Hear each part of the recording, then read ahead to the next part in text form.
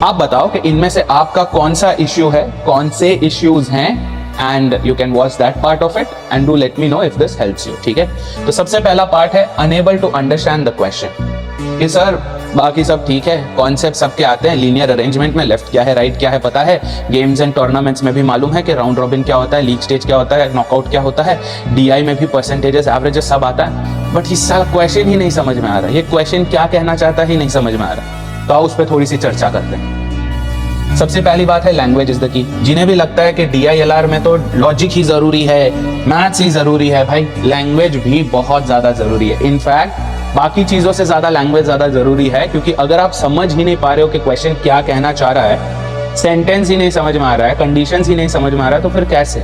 Yes, तो language पे ध्यान दो। Language is very very important.